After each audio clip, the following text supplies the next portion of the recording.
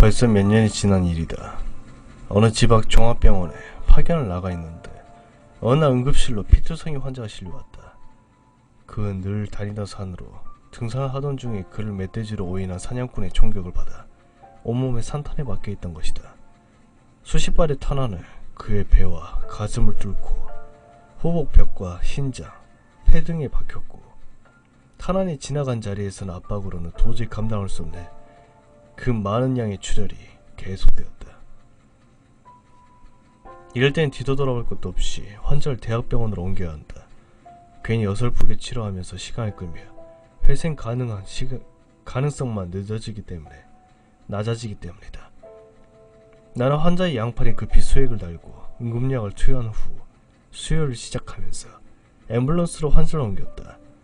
환자의 상황이 워낙 급박해서 나도 외래를 비워둔 채 앰뷸런스 옆자리에 탔고 파견 나온 인턴 선생은 환자 가족과 함께 뒷자리에 탔다. 그리고 앰뷸런스 안에는 만약 경우를 대비해 병원에 준비되었던 피라는 피는 모두 실어놓았다. 대학병원으로 가면서 나는 뒷자리에 있다. 인턴 선생에게 10분마다 환자의 혈압과 맥박을 체크하고 혈액팩이 비면 새로운 수혈팩으로 교체할 것을 지시했다. 그런데 대학병원에 전화를 걸어 환자 상태를 설명하고 집도를 부탁할 스태프를 수배하느라 정신이 없었는데 뒷자리의 보호자가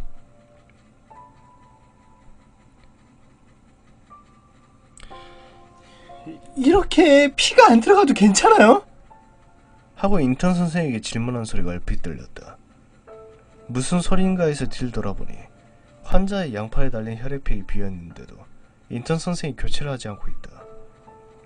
뭐해 빨리! 혈액 교체하지 않고! 인턴 선생에게 큰 소리로 고함을 질렀지만 열한한 경광등 소리 때문인지 인턴 선생은 계속 링거액만 막 바꾸고 있다. 나는 할 수 없이 고속도로 갓길에 차를 세운 뒤 뒷자리에 문을 열고 환자가 있는 곳으로 들어갔다. 여자 인턴 선생은 당황하는 때문인지 두 눈에 닭똥 같은 눈물을 줄줄 흘리면서 혈액이 들어가야 할 주사관을 계속 링거에만 주입하고 있었다. 나는 일단 급한 마음에 인턴 선생을 옆으로 밀어내고 수액병을 얼른 혈액팩으로 교체하고 대학병원에 도착할 때까지 직접 환자 옆을 지켰다. 산탄에 맞은 자리에서 계속 피가 흘러내려 이미 피바다가 되어버린 앰뷸런스 안의 모습이 어린 여자 인턴 선생에게는 감당하기 힘들 수도 있다고 생각하기 때문이다. 우여곡절 끝에 출혈하는 만큼 수혈이 이루어졌고 미리 연락을 받은 대학에서는 우리가 도착할 때쯤 이미 수술 준비까지 끝내고 있었기 때문에 다행히 환자의 생명에는 지장이 없었다. 나는 환자가 수술실로 들어가는 것을 보고 후배들이 있는 의사 휴게실에 잠시 들러 앰뷸런스 안에서 인턴 선생이 패닉 상태에 빠져 수혈을 제대로 하지 못하는 바람에 위험할 뻔했다는 얘기를 했다. 그러자 후배 하나가 아주 난감한 표정을 짓더니 이렇게 말했다. 형, 그 친구 여호와의 증인 신도예요. 나는 순간 머리가 아득해졌다. 환자의 혈관에 대신 흘러들어가고 있다. 식염수가 생각이 났고 수혈관을 잡고 우물쭈물하면서 눈물을 흘리다 인턴 선생의 얼굴이 생각났다. 그리고 그 순간에도 남편의 손을 잡고 간절히 회생을 기도하던 환자 아내의 얼굴이 겹쳐졌다. 나는 그날 태어나 처음이자 마지막으로 여자의 뺨에 손을 댔다.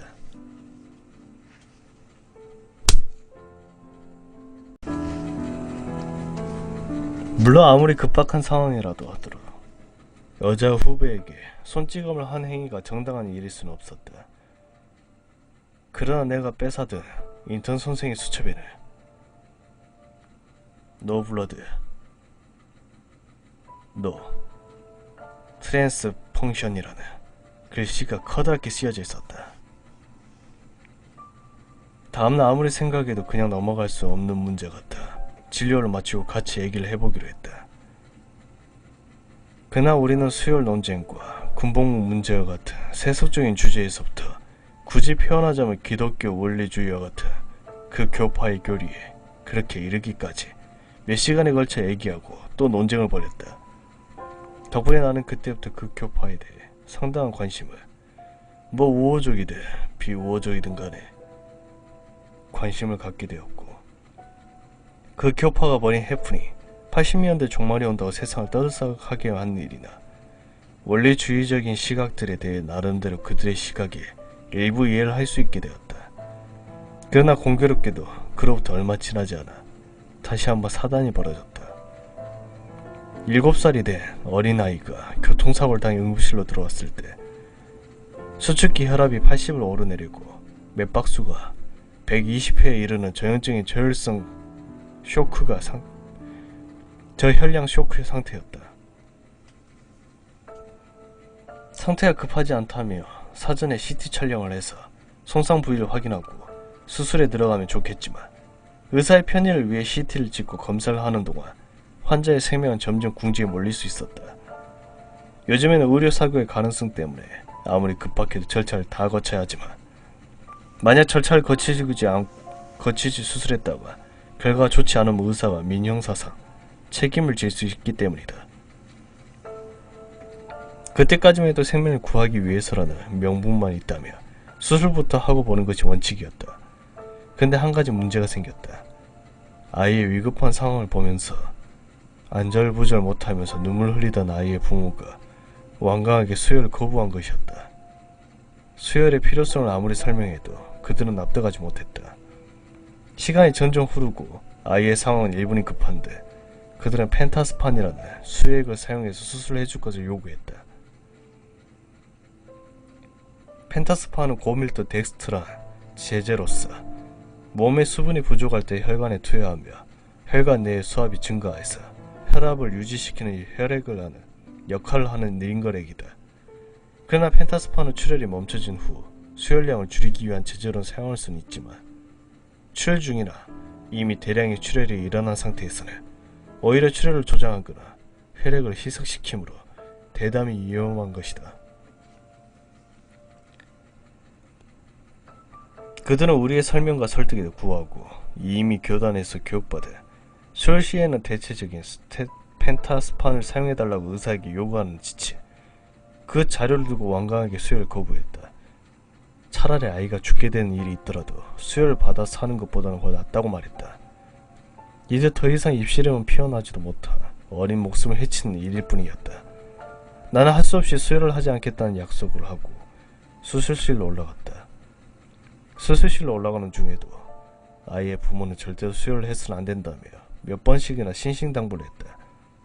그들에게는 마치 자식이 생명보다 수혈의 문제가 더 중요한 듯 했다. 그러나 수술팀에서는 이미 수혈을 시작하기로 묵계가 이루어져 있었다. 때문에 아이의 혈액형에 맞는 혈액이 중앙 공급 실무의 이송장치를 타고 이미 수술대에 도착하고 있었다. 내가 수술복을 갈아입고 수술실에 들어가서기도 전에 마취과에서는 수혈을 시작하고 있었다. 당시 우리들의 젊은 혈기는 아이를 구하기 위해서라며 부모를 격리실에 잡아 가두는 일이라도 불사했을지도 모른다. 드디어 수술이 시작되고 아이의 목에 연결돼 굵은 중심 정맥관으로 혈액이 빠른 속도로 들어가는 동안 나는 아이의 배를 열었다. 예상대로 우측간 절반 정도가 갈기갈기 찢어져 있었지만 다행히 아이의 간을 1시간 만에 부분 절제하는 그 수술에 성공했다. 이제 간 절제 부위에서는 저절로 흘러내리는 피의 양만 많지 않다며 아이는 회생할 수 있었다. 나는 아이의 우측 옆구리에 드레인 호스를 4개 정도 박아둔 채 수술을 끝내고 복부를 봉합했다. 마취된 아이의 창백한 얼굴에는 조금씩 온기가 돌아오기 시작했다. 대량 출혈이 멈추고 빠른 속도로 수혈이 진행된 효과 때문이었다. 그러나 수술 후 체크한 검사에서 아이의 혈액소 수치가 14 정도의 수준은 돼야 하는데 7 정도밖에 되지 않았다. 더 이상의 출혈만 없으며 버틸 수 있는 상황이지만 만약 수술 부위로 출혈이 계속 이어진다면 재차 수혈이 필요한 상태였다. 우리는 아이가 중환자실로 옮겨지기 전에 수혈을 했던 수액관을 교체하고 범행의 흔적들을 모두 지워야 했다. 또 아이의 부모가 차트를 볼까봐 차트에 수혈 딱지도 붙이지 않고 수혈 차트를 이중장부를 만든 듯이 따로 만들었다. 이를테면 완전 범죄를 자신하면서 일단 아이를 중환자실로 보냈던 것이다. 그러나 돌아온 대답은 같았다. 결국 퍼미션 아이가 중환자실로 옮겨진 뒤 난 수술실 밖에 초조하게 기다리고 있다. 보호자들에게 수술 경과를 설명했다. 아이의 간이 파열된 상태에서 출혈량이 지나치게 많다. 만약 과다출혈로 헤모글로빈이라고 부르는 혈색소가 감소한다면 혈액을 통해 조직에 산소를 운반하는 능력에 문제가 생기고 그로 인해 대사에 문제가 발생하며 수술 경과가 안 좋을 수 있다. 그리고 비록 지금 부분 간 절제 수술을 시행하여 출혈은 멈추었지만 현재 간의 절단면에서 작은 출혈이 계속되고 있다. 출혈이 계속될 경우에는 수혈을 하지 않을 수 없는데 수혈을 하지 않을 경우에는 생명을 보장할 수 없다 등등의 그런 설명들을 이야기해 주었다.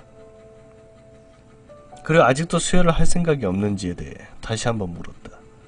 영지, 나는 환자의 친권자로서 의사의 수혈 권유를 강력하게 거부하였으며 이로 인해 발생한 가능한 모든 문제는 전적으로 본인이 질 것을 약속합니다라는 그 각서를 받았지만 사실 그 각서는 의미가 없는 것이었다.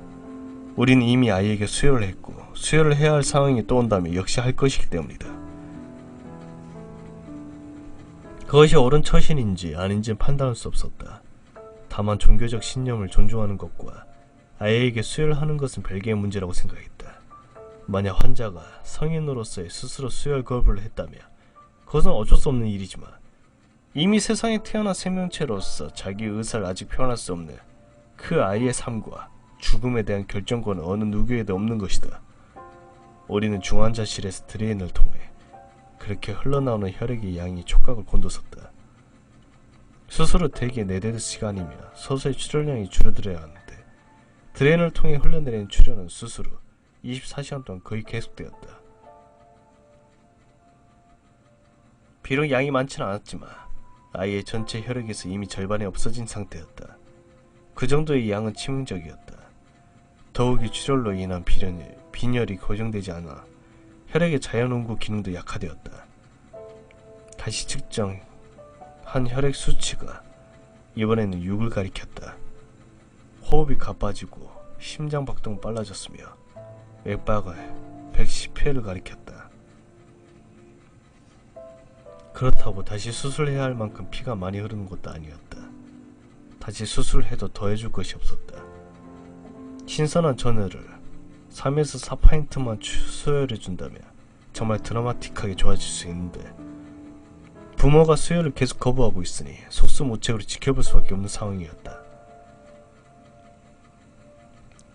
수술실이라면 보호자 출입금지 구역이라 몰래 수혈이 가능하지만 중환자실은 보호자들이 멀리 유리문 너머로 자주 지켜보는 데다가 하루에 4번 면회 시간까지 있어서 설령 유리문으로 보이지 않는다고 하더라도 수혈한다며 면회 시간과 면회 시간 사이를 이용해야 한다.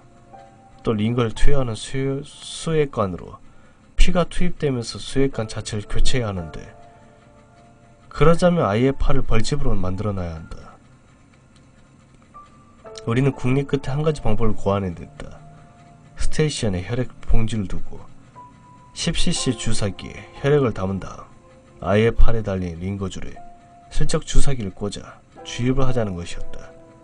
그렇게 하면 원래 링거가 안에도 일부 역류된 피가 보이므로 수혈 흔적이 전혀 남지 않은 것이다. 우리는 중환자실에서 일하는 중간중간 눈치를 보며 주사기에 피를 담아 아이의 팔에 주사를 냈다. 내가 수술실에 들어가면 다른 레이전트가 그 일을 맡아주었고 또 그 다음에는 다른 누군가가 그들이 입구에 보이지 않는다며 아이 옆에서 얼쩡거리다가 슬쩍 주사를 하는 식으로 기상천외한 방식의 수영이 시작되었다. 그야 놀랍게도 우리는 이틀 동안 그런 방식으로 무려 3파인트의 혈액을 수혈할 수 있었다. 그러한 우여곡절을 겪으며 아이의 건강은 다시 회복되었다. 여성은 간의 절반이 날아갔음에도 황단이나 다른 대사 이상은 보이지 않았고 2차 가염도 없이 아주 빠른 속도로 건강을 회복했다. 그리고 중환자실에서 일주일 넘긴 다음 씩씩하고 건강하게 퇴원을 하게 되었다. 그런데 아이가 태어나던 날 사단이 생겼다. 아이의 부모가 하얗게 질린 모습으로 나를 찾아온 것이다. 그들의 손에는 퇴원비 계산서가 들려 있었는데 상세 진료비를 보고 자신의 아이가 수혈을 받았다는 사실을 알게 되어 그것을 따지러 온 것이었다. 어떠한 변명의 여지도 없는 상황이었다. 일반 병동에 있는 동안 그 보호자가 차트를 보게 될까봐 차트에 혈액 전표도 붙이지 않고 따로 이중정보를 만들다시피 하면서 완전 범죄를 했는데 우리의 비밀은 엉뚱하게도 계산서의 치료 내역에서 발각되고 말았던 것이다. 사실 그 다음의 일이 어떻게 진행되었는지는 구체하게 얘기하고 싶지 않다. 아무리 어려운 일이라도 결국 사람 사는 세상인데 해결되지 않겠는가. 하지만 아무리 생각해도 이상했다. 원래 종합병원의 퇴원비, 계산서는 수술비, 마취료, 진찰료, 입원료, 투약료, 처치료, 약품료와 같은 항목으로 청구되어 있기 때문에 상세 진료비 계산서는 보호자가 특별히 요구할 경우에만 그렇게 발급이 되며 또 그런 경우는 거의 없는 일이었다.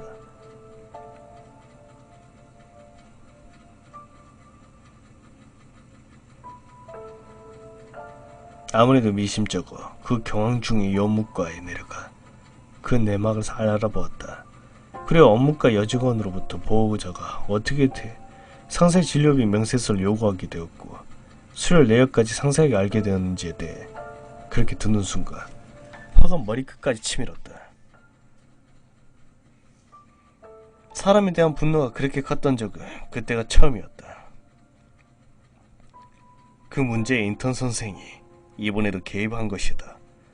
놀랍게도 그들이 인턴 선생을 찾아가서 아이에 대한 상의를 했고 나는 종단의 교우들이 다니는 집회 장소가 달라도 아름아름으로 그렇게 넓고 깊은 인간관계를 가지고 있다는 사실을 그때 처음 알았다. 인턴 선생이 아이의 상황을 알아봤던 것이다. 당시 그 인턴 선생은 병원에서 왕따가 되다시피 해서 중환자실이나 수술실 출입을 하지 못해 우리가 수혈을 한 것을 알지 못하고 있었는데 보호자에게 아무래도 수혈을 한 의심이 가니 꼭 상세 진료비 명세서를 확인해보라고 가르쳐준 것이었다. 나는 그때 그 인턴 선생에 대한 징계위원회 소집 요구를 두고 고민을 할 정도로 화가 많이 나 있었다. 그 정도의 사안이라며 가온을 벗을 수도 있는 일이었다. 그런 생각을 가진 사람이 의사가 된다며 앞으로 심각하고 치명적인 상황을 만들 수도 있으므로 의사면을 아예 박탈시켜야 한다네. 그런 생각에 아닌지 맞는지 진지하게 고민하게 되었다. 나는 우선 당사자의 이야기를 먼저 들어보기로 했다. 경우에 따라서는 이 친구의 인턴 수련을 정지시킬 마음에 준비까지 하고 있었다. 저녁 식사를 함께 하면서 나는 먼저 대략 다음과 같은 내용의 질문을 했다. 개인의 종교적 신념은 존중받아야 한다. 그러나 어린 자식의 운명까지 부모의 신념으로 결정할 수는 없다. 우선 삶보다 죽음의 문제가 중요할 수 있다. 2차전의 순교나 천주교 박해 때 나는 하나님을 믿는다 라는 말 한마디를 남기고 수없이 죽어간 순교자들처럼 외국의 개가 되느니 차라리 죽겠다는 열사들이나 타인의 피를 수혈받느니 차라리 죽겠다는 당신들의 죽음이나 같은 선택의 문제라는 점을 그렇게 인정한다. 그러나 아무리 이해를 하려고 해도 아이의 삶 혹은 신념에 대한 타인의 삶까지 그렇게 개입하려는 것은 이해할 수 없다. 자식이 어쩔 수 없이 그렇다 치더라도 지난번에 앰뷸런스에서 자네 때문에 격시에 수혈을 받지 못한 환자는 왜 자네의 종교적 신념으로 그런 상황에 처해야 하나? 그만큼 자네의 신념이 절대적인 것인가? 내 질문에 그녀의 답은 이랬다. 나는 신앙을 가진 사람이다. 선생님께서 말씀하신 대로 신앙은 확신이다. 그것에는 인간의 이성으로 이해할 수 없는 맹목성이 존재한다. 믿음이란 문자 그대로 믿어버리지 않으면 존재의 가치가 없다. 나는 내 종교를 믿고 있고 믿고 있다는 말은 곧 따른다는 뜻이다. 선생님의 관점에서는 왜 다른 사람의 죽음에까지 개입하느냐라는 질문이 당연하다고 생각한다. 그러나 믿음을 확신하는 내 관점에서는 그냥 두는 것이 그 사람에 대한 구원이다. 만약 내가 내 자신과 타인에 대해 잣대를 가지고 있다면 아예 믿음 자체를 버리는 것과 같은 것이다. 그러므로 비록 소수로서 존중받지 못함은 알지만 그래도 나는 내 믿음대로 행할 수밖에 없다. 사실 이러한 이야기들은 내 관점에서 보며 그녀의 말이 틀린 것일 수도 있고 그녀의 관점에서 보면 내가 틀린 것이 될 수도 있다. 그러므로 이 대목에서 수혈의 의미를 이야기하거나 에이즈나 간염 등의 사례를 들어서 수혈 금지의 정당성을 주장하는 것은 아무런 의미가 없다. 난 다시 물었다. 그렇다면 스스로 그냥 그 상황에서 죽으면 되지 왜 수혈의 의무가 되는 의사의결을 택했는가? 만약 그것이 확신이라면 다른 직업을 택했어야 하지 않는가? 그냥 또 이렇게 대답했다. 애석하게도 우리 교파에서는 의사가 거의 없다. 아주 드물게 나이가 들어서 우리 교리에 믿음을 가지고 뒤늦게 입문하게 된 의사가 몇 분은 계시지만 그 수가 극히 적다. 더욱이 수혈을 거부한다고 해서 죽음을 쉽게 생각한다는 뜻은 아니다. 우리도 생명을 중요하게 생각하고 최선을 다해 살고 싶다. 다만 수혈해서까지 살고 싶지는 않다는 것이다. 때문에 우리들을 위해서 수혈 없이도 사람을 살릴 수 있는 최대한의 노력을 하거나 그러한 의술을 발전시켜야 한다는 의사들이 있어야 한다. 만약 선생님 같은 분이 내 담당 의사가 된다면 나는 원치 않는 수혈 때문에 정신적인 불구자가 되거나 수혈을 하지 않을 경우에도 사실 속수무책으로 죽게 될 것이다. 하지만 단 한 사람의 생명도 소중하다는 정통적인 가치 기준으로 보며 수혈을 거부하는 우리들의 목숨도 중요하지 않은가. 백만 명, 그 중에 한 명이 앓고 있는 희귀병 치료에는 인류의 의사들이 매달리면서 100만 명이 넘는 우리들의 문제에는 아무 관심도 없다. 우리도 대수술을 받으면 두렵고 무섭다. 이럴 때 우리들을 위해서 어떤 의사가 그나마 수혈을 받지 않고도 최대한 생존율을 높여줄 수 있는 연구와 배를 해준다면 지금보다는 훨씬 많은 사람들이 살아남지 않겠는가. 이것이 내가 의사가 된 이유다. 사실 나는 인턴 선생이 가진 종파에 대해 거부감을 가지고 있지 않았다. 다만 의사로서 수혈 문제와 국가의 일원으로서 군복무 문제 등이 마음에 들지 않을 뿐이다. 그 사람들이 지키려는 원리주의적인 삶은 어떤 면에서는 현재 타락한 기성교회에 대한 모범이 될 수 있다. 그 사람들은 생명을 담보로 성서에 쓰여진 피를 취하지 말라라는 구절을 그대로 지킬 만큼 소위 말씀을 지키려고 노력하는 사람들이다. 즉, 수혈 문제를 일으킨 만큼 다른 기준도 그만큼 엄격하다는 것이다. 나는 그녀의 오류를 그쯤에서 덮어두기로 했다. 그녀는 외과나 내과처럼 수술로 인한 타인의 생명을 위협할 수 있는 전공을 택하지 않는다는 조건으로 더 이상 그 문제에 개입하지 않았다.